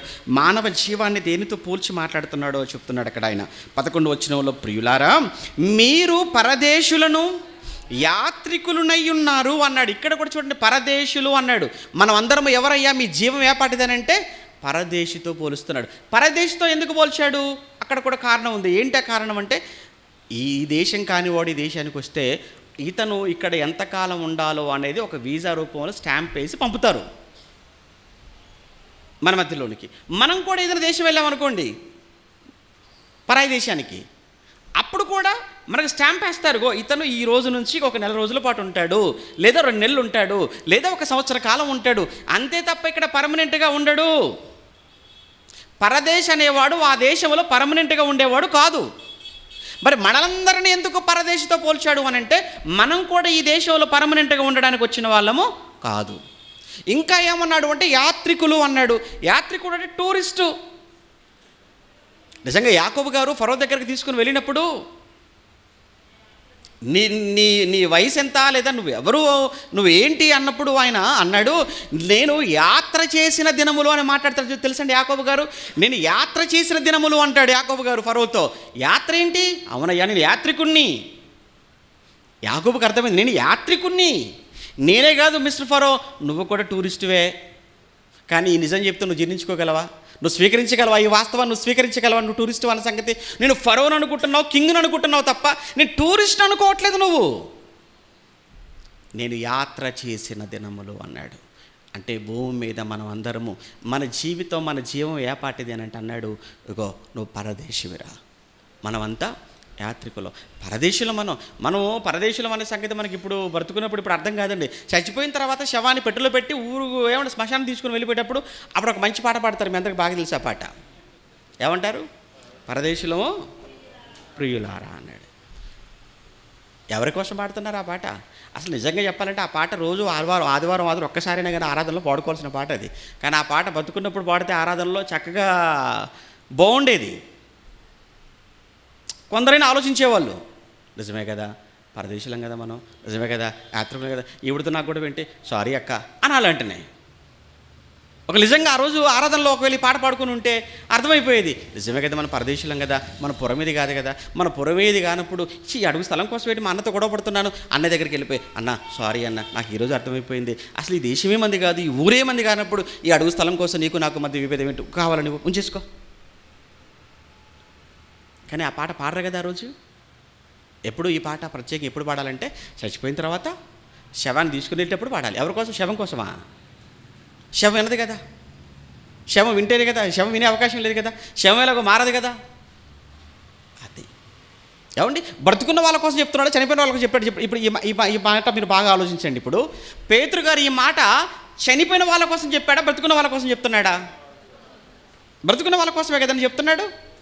అటువంటిప్పుడు నిజంగా ఈ పాట, లేదా ఈ పాటల ఈ మాట కలిగిన ఈ పాట ఏ మాట కలిగిన మాట?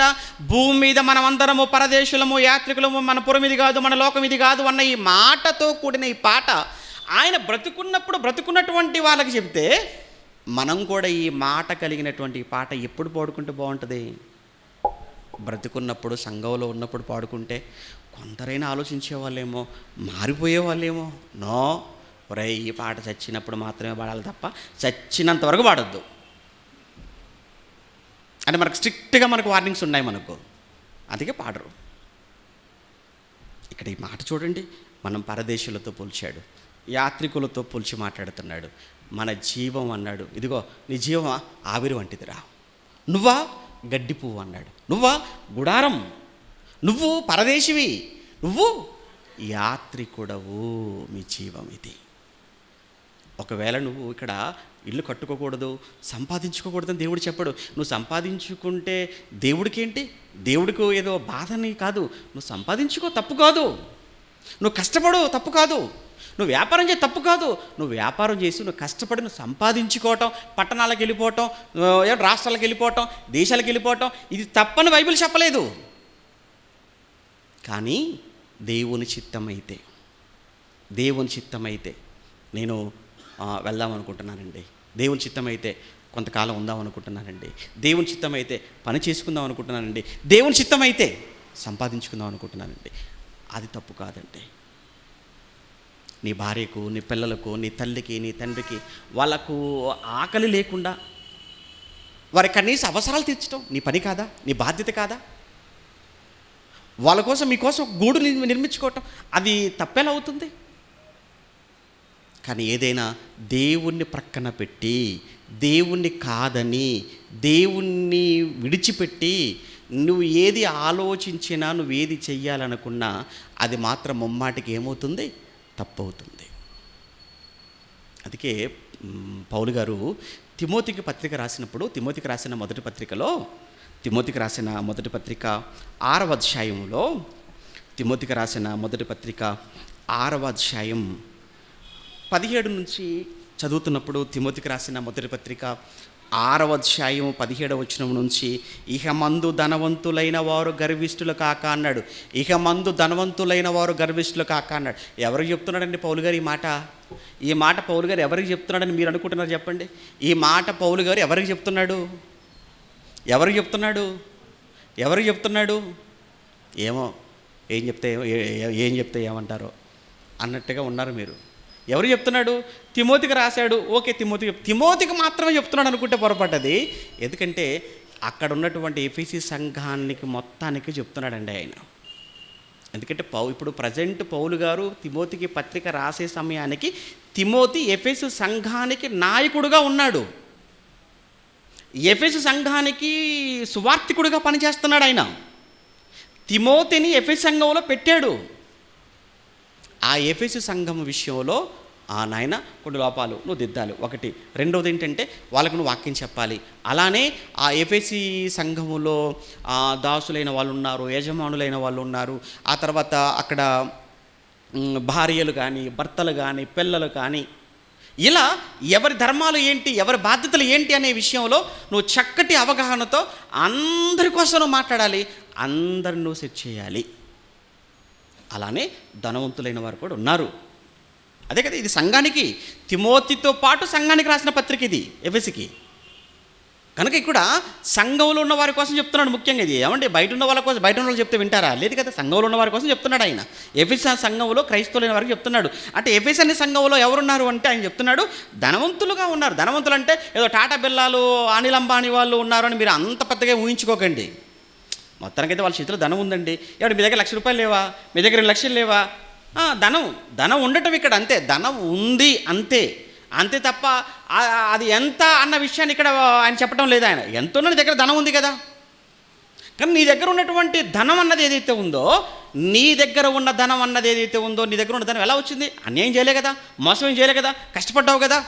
అయితే నువ్వు కష్టపడి సంపాదించుకున్న అది ఆ ధనం అయితే అది కూడా దేవుని అనుగ్రహం వల్లనే నీకు వచ్చింది అన్న ఆలోచన నీకు ఉండాలి తప్ప నా కష్టార్జితం అన్న మాట మాత్రం అనుకో దయచేసి. ఎందుకంటే నువ్వు కష్టపడటానికి నీకు అవయవాలు ఇచ్చింది ఎవరు? దేవుడు. దేవుడు నీకు అవయవాలు ఇవ్వకపోతే నువ్వేం కష్టపడతావు? దేవుడికి అవయవాలు ఇచ్చాడు, నువ్వు కష్టపడ్డావు. దేవునికి అవయవాలు ఇవ్వకపోతే నువ్వు కష్టపడవు. నువ్వు కష్టపడకపోతే నీ చేతిలో ఆ డబ్బు ఉండేది కాదు. కనుక నీకు దగ్గర ధనం ఉందంటే, నువ్వు ధనం కలిగి ఉన్నావు అని అంటే దేవుని దయ, దేవుని అనుగ్రహం, దేవుని ఆశీర్వాదం అనుకో. అయితే అదే సమయంలో నువ్వు నీ దగ్గర ఉన్న ధనముతో ఎట్టి పరిస్థితుల్లో గర్వాన్ని రానివ్వకు. చాలామంది చేసే తప్పుడు పని ఏంటంటే, వచ్చింది ఏదైతే ఉందో వచ్చింది చూస్తారు తప్ప ఇచ్చిన ఆయన మర్చిపోతుంటారు. దేవుడు ఇచ్చాడు అనుకున్నా, దేవుడు నీకు ఇచ్చిన ధనం ఇచ్చిన ఉద్దేశం ఏదైతే ఉందో అది కూడా నువ్వు మర్చిపోతున్నావేమో.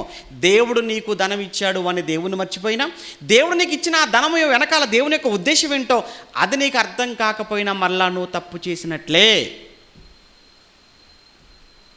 కొంచెం మీరు ఆలోచించాలి, అర్థం చేసుకోవాలి. ఈ మాటల్లో ఉన్నటువంటి అంత తొందరగా అర్థమవుతుంది నేనైతే అనుకోవడం లేదు, కొంచెం కష్టమే.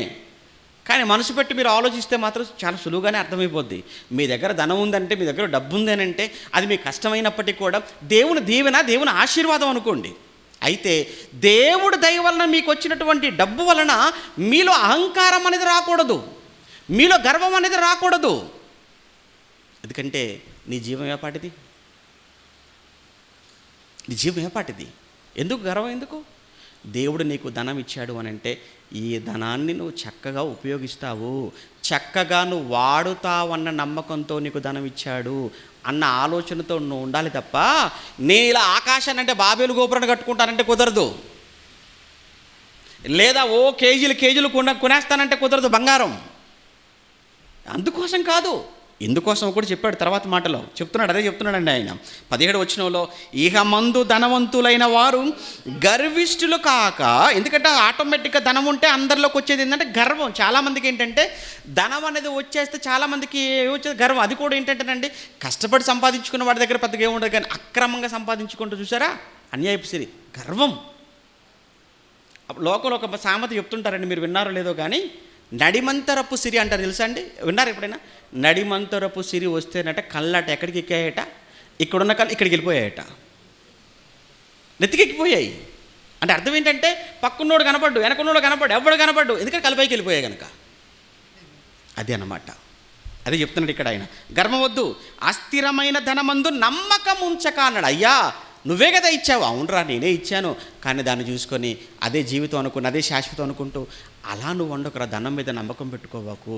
ఆ స్థిరమైన ధనమందు నమ్మకము ఉంచక సుఖముగా అనుభవించుటగా నువ్వు సుఖం. తప్పు కాదు. ఇప్పుడు డబ్బు ఉంది నీ దగ్గర, డబ్బు ఉంటే బైక్ కొనుక్కో, కారు కొనుక్కుంటావా కొనుక్కో, తప్పే ఉంది.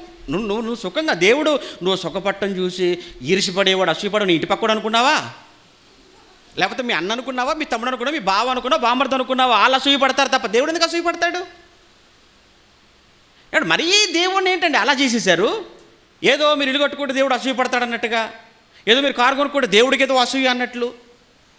దేవుడు అసూయపడ్డు. నువ్వు సుఖంగా, నా పిల్లలు సుఖంగా ఉండాలని కోరుకోవటం తప్పే ఉందా? మన తండ్రి మరి అంత షాడిస్టా? సుఖం పర్వాలేదు, ధనవంతుడు వాడు బహుసుఖం అట, అక్కడ దాకా వెళ్ళకు. సుఖం పర్వాలేదు, బాగా ఎండగా ఉంది ఫ్యాన్ వేసుకో పర్వాలేదు, ఏసీ పెట్టుకో పర్వాలేదు. ఒక ఏసీ 4 ఏసీలు పెట్టుకుంటావా? అంటే పరిస్థితులను బట్టి నువ్వు ఫ్యాన్ వేసుకొని ఏసీ పెట్టుకుంటున్నావని అంటే ఏమంటే దానికి దేవుడు ఏమైనా ఇదైపోతాడా? అంటే కనీసం మినిమం సెన్స్ లేకుండా మాట్లాడుతున్నారు బైబిల్ పట్టుకొని ఈ రోజుల్లో. కనీసం కొంచెం ఆలోచించండి. దేవుని మరి అంత అండర్ ఎస్టిమేట్ చేయకండి, దేవుని పరువు తీయకండి. ఏమన్నాడు చూడండి ఆయన, మీరు సుఖముగా అనుభవించుటకు సమస్తమును మనకు ధారాళముగా దయచేయు. అంటే ఇవన్నీ మనకి ఎవరు దయచేశారు? అమ్మయ్యా, అర్థమైందా? నువ్వు సుఖంగా బ్రతుకుతున్నావు అని అంటే నీకు మంచి భార్యని ఇచ్చాడు, మంచి భర్తని ఇచ్చాడు, చక్కగా నీకు ఉండడానికి ఇల్లు ఇచ్చాడు, చక్కటి ఉద్యోగం ఇచ్చాడు, నువ్వు కష్టపడుతున్నావు, చక్కగా సంపాదించుకుంటున్నావు అంటే ఇవన్నీ కూడా నీకు ఎవరిచ్చారన్న ఆలోచన నీకు ఉండాలి. దేవుడిచ్చాడు, దేవుడు దయచేస్తున్నాడన్న ఆలోచన నీకు ఉండాలి. అందుకే అక్కడ యాకోబు పత్రికలో అన్నాడు, దేవుని చిత్తమైతే మనం ఇది చేతుము అది చేతుము అని అనుకోవాలి తప్ప దేవుని పక్కన పెట్టి నాదే అంత అనుకోవడం తప్పు. ఇక్కడ కూడా అదే చెప్తున్నాడండి ఆయన. ఏమన్నాడు? దేవుని ధారాళముగా దయచేయు, దేవుని యందే నమ్మకం ఉంచు తప్ప నీకు వచ్చిన ధనం ముందు కాదు. నువ్వేం చేస్తుంటావు అంటే, ఎవరైనా వాచ్ ఇచ్చారనుకోండి, వాచ్కి ముద్దులు పెడుతుంటే ఆడి కోసం ఏమో తప్పుగా మాట్లాడుతుంటావు ఇచ్చినోడి కోసం. నీకు వాచ్ కావాలి తప్ప ఇచ్చినోళ్ళు వద్దు. ఎవరైనా ఏదైనా వస్తువు కొనిస్తే వస్తువును చూస్తుంటారు 10 సార్లు, కానీ ఇచ్చినోడు గుర్తుండడు. సేమ్ అంతే. అన్నీ ఇచ్చిన దేవుని పక్కన పెట్టి దేవుని వల్ల వచ్చిన డబ్బు, దేవుని వల్ల వచ్చిన ఇల్లు, దేవుని వలన వచ్చిన ఉద్యోగం. కొంతమంది చూడండి, ఉద్యోగం రాకముందు మాత్రం ఎరగదీసే వాళ్ళగా మాట్లాడుతుంటారు. అన్న నాకు ఉద్యోగం లేదు, కానీ ఉద్యోగం కానీ వచ్చిందంటే చూడండి నేనే ముందుంటానన్న అంటాడు. అంతే. ఉద్యోగం వచ్చిన తర్వాత ముందు కాదు వెనకాల కూడా కనబడ్డు. మీరు ఎంతమంది, చాలామంది చూశానండి నేను. ఏమండి అప్పుడప్పుడు ఏమనిపిస్తుంటుంది అంటే, వీడికి ఉద్యోగం వచ్చి చాలా తప్పు అయిపోయిందండి, దేవుడు ఎందుకు ఇచ్చాడు వీడికి ఉద్యోగం అనుకుంటుంటాం. ఉద్యోగం లేకముందు కష్టపడి రోజు కూలి పని చేసుకునేటప్పుడు దేవుని పండగని ముందుగా తీసుకొచ్చి ఇచ్చేవాడు. 1000 రూపాయలు, 500, 1000 అలా ఇచ్చేసేవాడు. చక్కగా ఉద్యోగం వచ్చేసింది, 1000 వచ్చేస్తుంటే దేవుడి కోసం ఇవ్వటానికి మాత్రం బెగపడుతుంటాడు. చూసారా? అమ్మ నాయను, వీడు చాలా కేడీ నెంబర్ 1 అన్నమాట. వీడు అలా తయారైపోయాడు ఉద్యోగం వచ్చిన తర్వాత. పెళ్ళికి ముందు ఒంటరిగా ఉన్నాడు, పెళ్ళి అయిపోతే ఇద్దరు కలిసి ఇంకా బాగా ఎరగదిస్తారు అనుకుంటాం. అన్న పెళ్ళి కానివ్వండి అన్న, మేము ఇద్దరమే చూసుకుంటామన్న సంఘం అంతా అంటాడు. అంతే. పెళ్ళైన తర్వాత వాళ్ళిద్దరినే చూసుకుంటారు తప్ప ఒకరికొకరు సంఘాన్ని చూడరుగా. అది ఈరోజు ఉన్నటువంటి వాళ్ళ పరిస్థితి అండి. ఏమంటే ఇలా మారిపోయారేంటి, ఇలా అయిపోయారేంటి? దేవుడి దేవుల్లో ఒక మంచి భార్య, దేవుడి దేవుల్లో ఒక మంచి భర్త వచ్చాడు. ఒంటరిగా ఉన్నప్పుడు ఇంత పని చేసే సంఘంలోకి వెళ్ళి ఇప్పుడు ఇద్దరం అయిపోయాం, ఇంకెంత పని చేయాలనుకోవాలి తప్ప ఇలా అయిపోయారేంటి? అదే జరగకూడదు, అదే జరుగుతుందని చెప్తున్నాడు అన్నమాట ఆయన. చూడండి ఏమన్నాడు. ఏమంటే ఎలాగో వర్షం పడుతుంది బయట, కంటిన్యూ చేద్దాం. మనకు ధారాళముగా దయచేయు దేవుని యందే నమ్మకం ఉంచండి తప్ప, దేవుడి యందే నమ్మకం ఉంచండి తప్ప, దేవుడు వల్లనే డబ్బు వచ్చింది కదా అని వచ్చినటువంటి ఆ డబ్బును చూసుకొని డబ్బుకే దండాలు పెట్టుకుంటూ, డబ్బే జీవితం అనుకుంటూ, అమ్మో ఇది లేకపోతే నేను బ్రతకలేను అనుకుంటూ, అసలు ఇవన్నీ రావడానికి కారణమైన దేవుణ్ణి, సంఘాన్ని, సేవకుణ్ణి, సహవాసాన్ని అన్నీ వదిలేసి డబ్బు కోసం పరుగులు పెట్టే వాళ్ళు ఎంతమంది లేదు చెప్పండి? గెహజీలాగా సేవకుని వదిలేశాడు. ఇక్కడ ఎలీషాను వదిలేశాడు. ఎలీషాను వదిలేసి ఎవరు వెనకాల పడిపోతున్నాడు? నయమాన్ వెనకాల పడిపోతున్నాడండి. నయమాన్ వెనకాల కాదు, ఆ డబ్బు వెనకాల పరిగెడుతున్నాడు వాడు. చివరికి కుష్టుతో వచ్చేసాడు. ఆరోగ్యంగా వెళ్ళాడు, దేంతో వచ్చాడు? కుష్టు రోగంతో వచ్చేసాడు. ఎందుకు? సేవకుని వదిలేసి వెళ్ళిపోయాడు. నువ్వు సంఘాన్ని, సహవాసాన్ని, దేవుణ్ణి వదిలేసి నువ్వు ఎక్కడికి వెళ్ళి ఏం చేయాలనుకున్నా ఆఖరికి నీకు వచ్చేది రోగమే. ఆ రోగం కూడా మందులేని రోగం ఆ రోజు. కానీ నీకు కూడా అలాంటి రోగాలే వస్తాయి. కనుక ఎప్పుడు కూడా అలా ఉండాలని ప్రయత్నం చేయకండి, చాలా తప్పది. అదే చెప్తున్నాడండి ఇక్కడ ఆయన. ఏమన్నాడు? వారు అంటే ఎవరు? అలాంటి మనసు ధనవంతులైన వారు. ఏమన్నాడు? వాస్తవమైన జీవమును సంపాదించుకునే నిమిత్తం. ఇక్కడ జీవము అన్నాడు. ఏమన్నా మీ జీవం ఏ పాటిది అని అక్కడ అన్నాడా? మీ జీవం ఏ పాటిది అన్నాడు.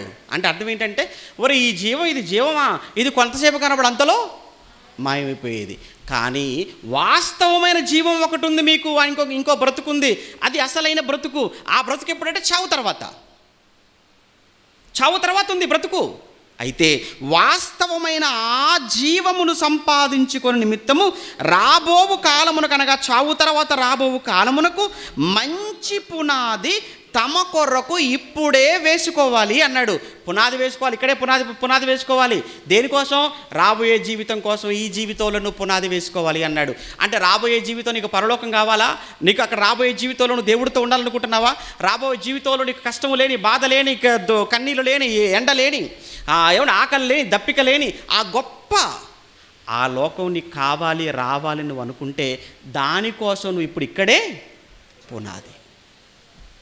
చూడండి, పిల్లలకు ఐఐటీలో సీట్ కోసం, నీట్లో సీట్ కోసం అని చెప్పి వాళ్ళకు 6వ తరగతి 7వ తరగతి 8 నుంచే ఐఐటి ఫౌండేషన్ అట. అంటే ఐఐటికి సంబంధించి ఎప్పుడు వేస్తున్నారట ఫౌండేషను? 6వ తరగతిలోనే వేస్తున్నారట. ఈ 10th వరకు ఉంటాడా అది నమ్మకం లేదు. కానీ ఎప్పుడో 10th క్లాస్ తర్వాతనో, ఇంటర్మీడియట్ తర్వాతనో రాసి ఆ పరీక్షల కోసం ఎప్పటి నుంచి సిద్ధం చేస్తానో చూడండి వాళ్ళను.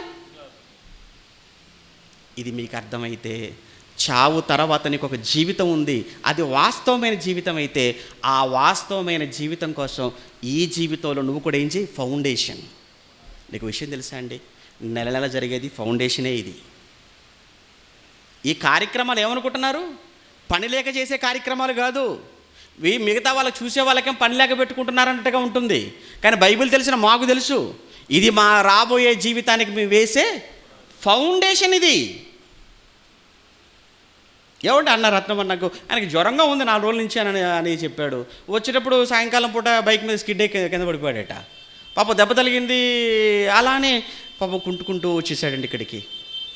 అలానే చూడండి, ఇక్కడ వేదిక మీద ఉన్న వాళ్ళు, అన్న రాఘవన్న వాళ్ళు కానీ, ఇక్కడ సంఘం కానీ, మిగతా వాళ్ళందరూ కూడా చూడండి, లోకల్గా ఉన్న మన ప్రిన్సిపల్స్ కానీ అందరూ కూడా ఎందుకు ఈ కార్యక్రమం కోసం ఆలోచిస్తున్నారు? ఎందుకు వాళ్ళందరూ సపోర్ట్గా ఉన్నారు? ఎందుకు ఏమంటే పత్రికలు పంచే విషయంలో కానీ, 10 మందికి చేరవేసే విషయంలో కానీ, వచ్చే విషయంలో కానీ, వండే విషయంలో కానీ, ఇచ్చే విషయంలో కానీ ఎందుకు ఇంతమంది సహకారులుగా ఉన్నారు అని పిచ్చోళ్ళే చేస్తున్నారు కూడా ఈ కార్యక్రమం. ఏమంటే నేను వచ్చాను మీ దగ్గరకు, ఏమంటే పగలంతానేమో అక్కడ ఎల్బీ నగర్లో చెప్పాను, రాత్రి వచ్చేసి ఎక్కడో గద్వాలో ఉన్నాను, మొన్న వచ్చేసి ఎక్కడో గుంటూరులో ఉన్నాను, అంతకుముందు ఎక్కడో ప్రకాశం జిల్లా. వారం రోజులు అవుతుంది ఇంటికి వెళ్ళక. ఈ వారం రోజుల నుంచి ఏ రోజు రాత్రి కంటినట్టు నిద్ర లేదు, రాత్రి అయితే అసలు నిద్రే లేదు. పగలంతా మాట్లాడాను, ఇప్పుడు మళ్ళీ ఇప్పుడు బయలుదేరిపోతే మళ్ళీ తెల్లవారిపోద్ది. ఏంది, ఎందుకు ఆరోగ్యాన్ని పనంగా పెడుతున్నాము? ఏమండి రెస్ట్ తీసుకోవాలంటారు, ఏం రెస్ట్, ఎక్కడుంది రెస్ట్ తీసుకోవడానికి? ఎందుకు ఇది చూసే వాళ్ళకు అర్థం కాదు. కానీ ఇది రాబోయే జీవితానికి, ఈ జీవితంలో నేను వేసుకునే ఫౌండేషన్, పునాదండి ఇదంతా. మీరు ఈ కార్యక్రమానికి మీరు ఏం చేశారు చెప్పండి? జరుగుతున్న దైవ కార్యక్రమాల కోసం మీరు ఏం చేస్తున్నారు?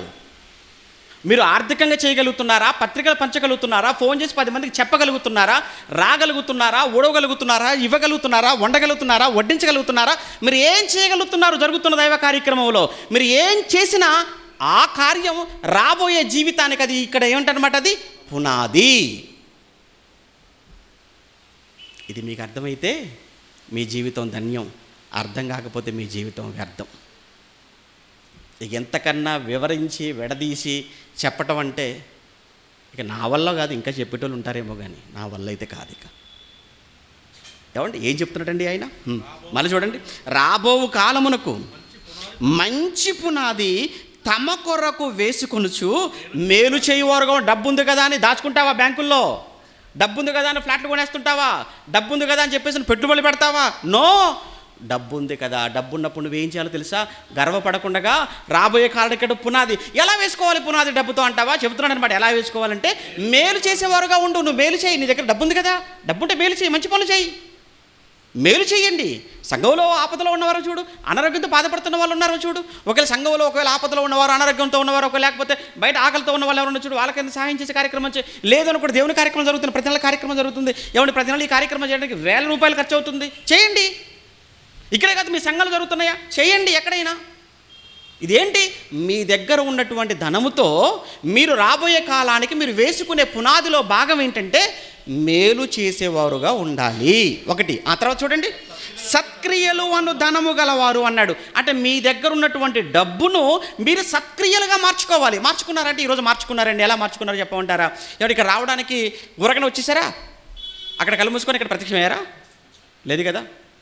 బైక్ ఎక్కారు, బైక్ మీద వచ్చారు. బైక్ మీద వచ్చారంటే పెట్రోల్ కొట్టుకోవాలా లేదా? పెట్రోల్ కొట్టుకొని ఇక్కడ రావడానికి కనీసం ఒక 100 రూపాయలు అయిందా, 200 అయిందా? అంటే ఒక సత్కార్యక్రమంలో మీరు పాలిభాగస్తులు కావడానికి అక్కడ మీ దగ్గర ఉన్నటువంటి ఒక 100-200 మీరు ఏం చేశారు? ఖర్చు పెట్టారు. అక్కడ మీరు ఒక 100-200 మీరు ఖర్చు పెట్టుకోవటం వలన ఈ సత్కార్యంలో మీరు పాలు పంచుకున్నారు. అలా కారులో వచ్చారా, లేదా బస్సుకు వచ్చేసారా, క్యాబ్ బుక్ చేసుకొని వచ్చారా, లేదా వచ్చిన మీరు ఈ కార్యక్రమానికి ఎంతో కొంత కానుక రూపంలో మీరు ఇచ్చారు చూసారా? ఇదేంటి? మీ దగ్గర ఉన్న ధనాన్ని సత్క్రియలుగా మార్చి మీరు రాబోయేటువంటి కాలానికి ఇక్కడ మీరు వేసుకున్నటువంటి పునాది వేసుకోండి. లేదంటే దేవుడు మీకు సమాధి చేస్తాడు. పునాది వేసుకుంటే పర్వాలేదు, లేదనుకుంటే దేవుడు చేసే పని. మీరు పునాది వేసుకుంటే పర్వాలేదు, మీరు మీ పునాది వేసుకోమని అన్నారు అనుకోండి, నెక్స్ట్ దేవుడు ఆలోచిస్తాడు ఏం చేద్దాం అనుకుంటాడు. ఏం చేసేది ఏముంది, ఇది సమాధి కడదాం అనుకుంటాడు. ఎంతమంది కట్టట్లేదు రోజు? నువ్వే పెద్ద లెక్క దేవుడికి ఏమైనా?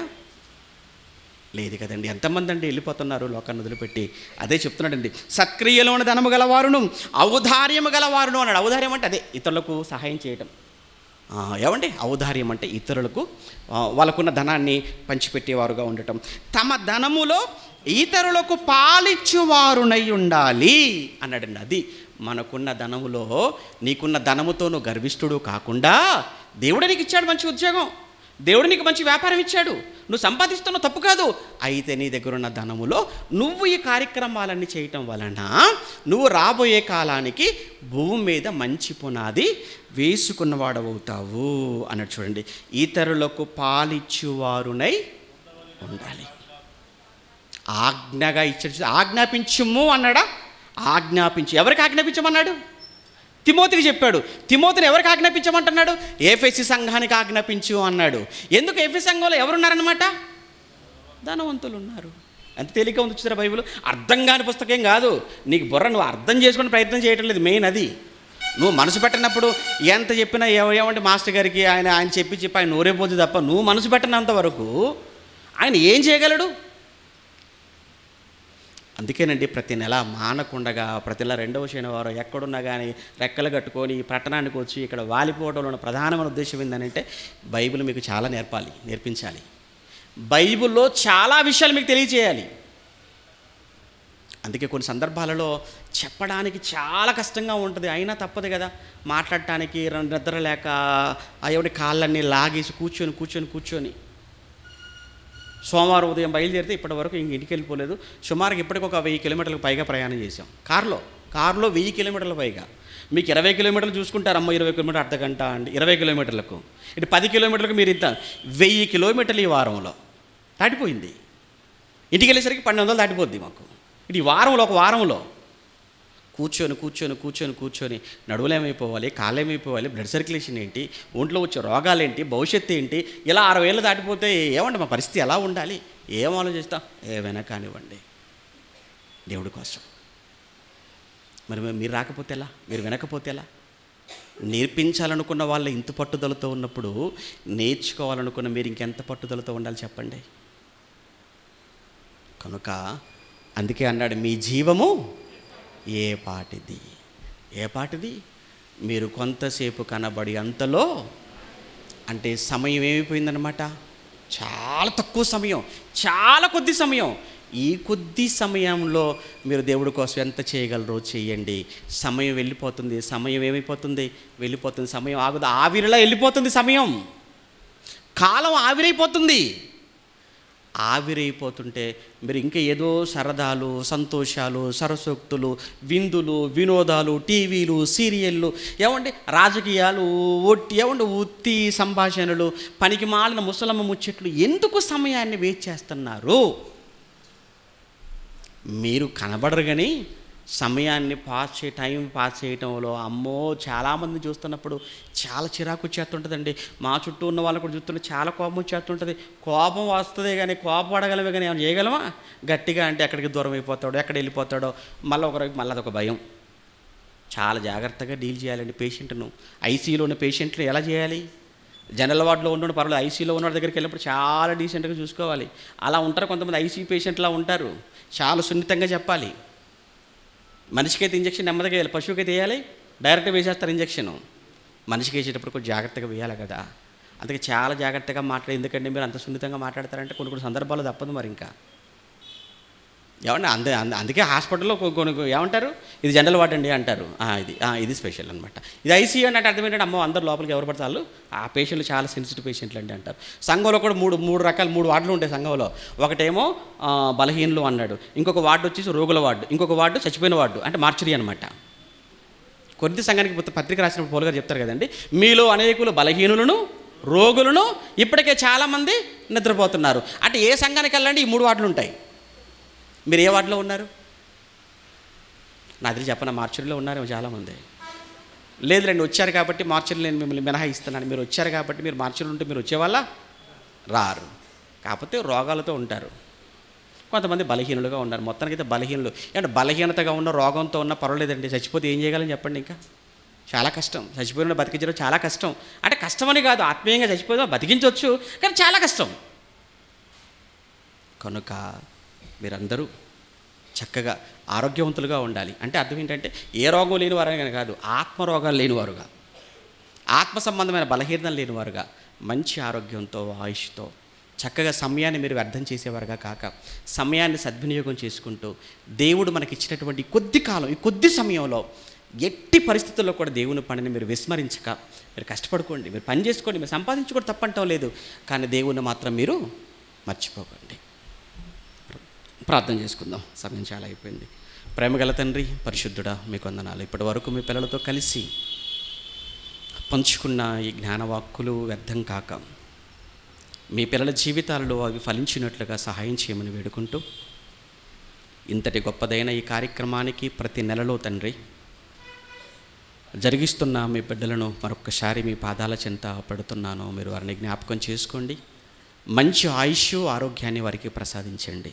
మీ చిత్తమైతే మరొక నెలలో మరలా మేము కలుసుకుని తండ్రి మీ వాక్యాన్ని పంచుకునే వరకు మమ్మల్ని అందరినీ కూడా మీ కృపలో, కాపుదలలో, భద్రతలో మమ్మల్ని ఉంచి కాపాడి మీ పని కోసం మమ్మల్ని సిద్ధం చేసుకొని మనం వేడుకుంటూ వెళుతుండగా మా ప్రయాణంలోనూ మీ బిడ్డల ప్రయాణంలోనూ తోడుగా ఉండి నడిపించమని క్రీస్తునామని ప్రార్థన మీకు సమర్పిస్తున్నాము తండ్రి. ఆమెను. మన తండ్రి అయిన దేవుని ప్రేమ, కుమారుడైన యేసుక్రీస్తుల వారి కృప, పరిశుద్ధాత్మని యొక్క అన్యోన్య సహవాసం ఇప్పుడు ఎల్లప్పుడూ సదాకాలం మనందరికీ తోడై నడిపించునుగాక. ఆమేన్.